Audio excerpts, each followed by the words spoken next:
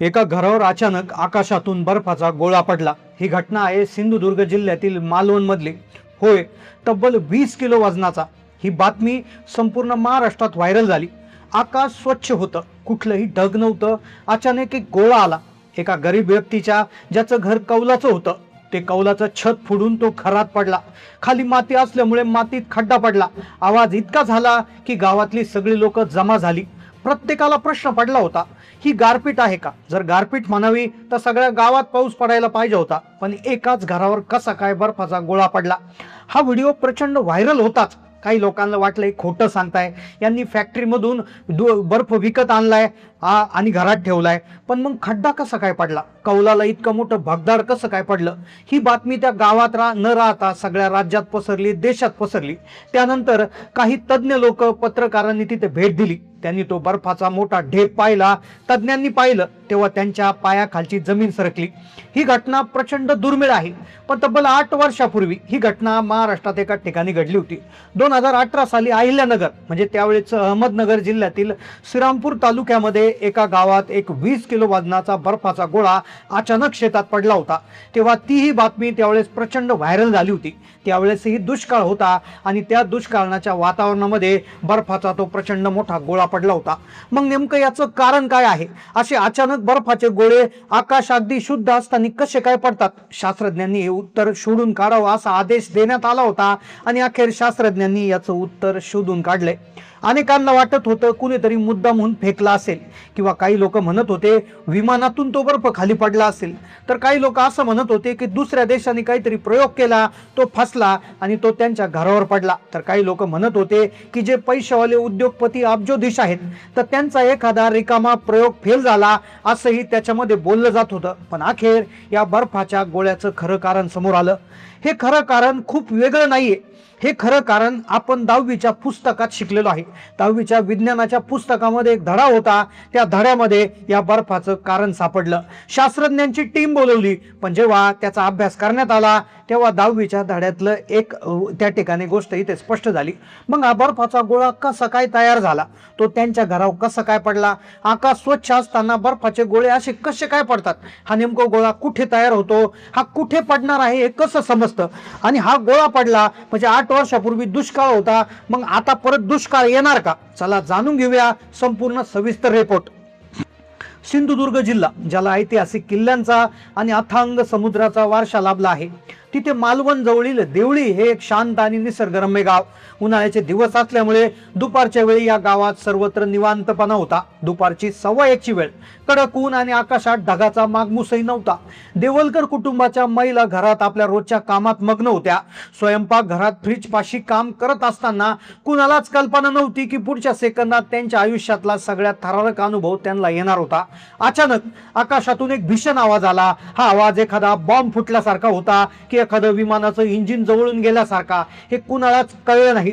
Sir sir sir होत होत हवेतून चिरत प्रचंड वेगानं काहीतरी येत आहे असं लक्षात येताच काही क्षणात देवलकर यांच्या कौलारू घराच्या छतावर तो गोळा आदळला। घराची जुनी कौलं काचेसारखी विखुरली गेली। छताला एका मोठ्या भगदाडाचा आकार आला आणि तो अवाढव्य बर्फाचा गोळा थेट जमिनीवर आदळला। घरातील महिला ज्या अवघ्या 2 मिनिटापूर्वी तिथून बाहेर पडल्या होत्या, त्या या आवाजानं अक्षरशः थिजून गेल्या। स्वयंपाक घरात जाऊन पाहता तर काय, सगळीकडे धुरूचं साम्राज्य। वरून सूर्यप्रकाश थेट घरात येत होता, कारण की छप्पर फुटलं होतं आणि जमिनीवर जिथे माती होती तिथे एक मोठा खड्डा पडला होता। त्या खड्ड्यात विसावला होता तो पांढरा शुभ्र बर्फाचा गोळा। हा गोळा साधा सुद्धा नव्हता, त्याचं वजन 15 ते 20 किलोच्या दरम्यान असावा असा अंदाज वर्तवला गेला। उन्हाळ्यामध्ये दुपारमध्ये जिथे साधा पाऊस पडण्याची शक्यता नसते, तिथे एवढा मोठा बर्फाचा गोळा कसा काय आला आणि कुठून आला? देवलकर कुटुंबातील महिला सांगतात, मी फ्रीज जवळ काम करत होते, 2 मिनिटं बाहेर गेले आणि इतका मोठा आवाज झाला की वाटलं घरच कोसळलं। आत आले तर फ्रीजला मार लागला होता, डबे विखुरले होते आणि तो बर्फ तिथेच पडला होता। ही बातमी वाऱ्यासारखी पसरली। गावकरी धावत आले। प्रत्येकाकडे स्वतःचा एक अंदाज होता। कुणी म्हणत होतं फॅक्टरीतून आणून टाकलाय, तर काही तरुण म्हणू लागले। मग प्रश्न होता की वरून पडताना छताची कौलं कशी काय फुटली? जमिनीवर खड्डा कसा काय पडला? मानवी त्या ताकदीने एवढा मोठा बर्फाचा तुकडा छतावरून खाली फेकून जमिनीवर खड्डा पाडणं हे अशक्य होतं। या घटनेने अनेकांच्या आठवणीला उजळा दिला। पाहिला. जेव्हा पत्रकारांनी तज्ज्ञ तिथं आले तेव्हा सगळ्यात आधी तपासणीत त्यांनी सांगितलं की 8 वर्षापूर्वी 2018 मध्ये श्रीरामपूर तालुक्यात एका गावात असंच घडलं होतं. तिथे भरून जिथे मजूर कांदे काढण्यासाठी काम करत होते तिथे आकाशातून एक पांढरा गोळा आगोकत खाली कोसळला. मजुरांनी प्रत्यक्ष तो गोळा येताना खाली पाहिला. त्यावेळेस TV9, झी24 सारख्या वृत्तवाहिन्यांनी याचे सविस्तर कव्हरेज केले होते. त्यावेळी वातावरण कोरडं होतं, पाऊस नव्हता. मग ही काय निसर्गाची चेष्टा होती की काही वेगळंच? मालवणची घटना ही श्रीरामपूरच्या घटनेची एक पुनरावृत्ती होती, ज्यावर पुन्हा एकदा शास्त्रज्ञांना विचार करायला भाग पाडलं. जेव्हा ही बातमी संपूर्ण राज्यात पसरली तेव्हा सोशल मीडियावर चर्चेला उधाण आलं. सुरुवातीला तज्ज्ञांना वाटलं की हे विमानातील टॉयलेटचं लिकेज असावं. उंचावर तापमान कमी असल्याने ते पाणी गुठून खाली पडतं. त्याला ब्लू आईस म्हणतात, कारण त्यात जंतुनाशक असतात. पण मालवणमध्ये पडलेला बर्फ हा दुधासारखा पांढरा होतो. त्यामुळे विमानाची शक्यता तरी ते स्पष्टपणे संपली होती. विमानाचा विषय संपला होता. काहींनी तर्क लावला की चीन किंवा अमेरिका सारख्या देशांनी हवामान बदलाचा काहीतरी प्रयोग केला आणि तो चुकून आपल्याकडे पडला असेल, किंवा काही लोक असे म्हणत होते की दुसऱ्या देशाचा काहीतरी हल्ला असावा. त्यात तिसरी एक शक्यता उघडी झाली. लोक बोलायला लागले की श्रीमंत लोक कृत्रिम पावसासाठी काहीतरी प्रयोग करतात, त्याचा हा भाग असावा. अशी ही चर्चा गावात रंगली. पण हे सर्व तर्क वितर्क जेव्हा फोल ठरले, जेव्हा हवामान शास्त्रज्ञांनी याचं स्पष्टीकरण किंवा उत्तर दिलं, हे रहस्य उलगडण्यासाठी आपल्याला आपल्या 10वीच्या विज्ञानातील पुस्तकातील वातावरणाचे थर आठवावे लागतील. आपल्या वातावरणाचा सगळ्यात खालचा थर असतो तपांबर. आपल्या घरातील पाऊस, वीज, वारा हे सर्व इथेच घडतात. याच्यावर एक सीमा असते जिला ट्रोपोपॉज म्हणतात. ढग नसतानाही आकाशातून बर्फ पडू शकतो. याला विज्ञानात मेगाक्रोमिटियर म्हणतात.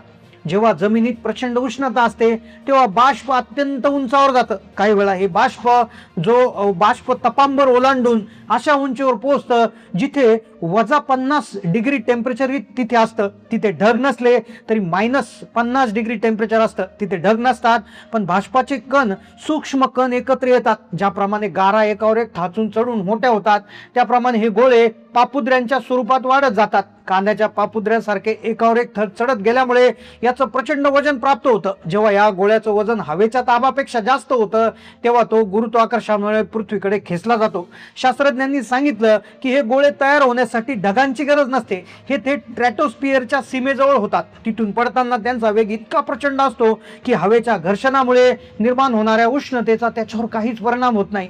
बाहेरील थर जरी कोसळला, वितळला, तरी आतला 20 किलोचा कडक गाभा तसा शिल्लक राहतो आणि तो जमिनीवर एखाद्या तोफ गोळ्यासारखा आढळतो. स्पेनमधील नामांकित शास्त्रज्ञ या विषयावर गेल्या अनेक वर्षापासून संशोधन करत आहेत.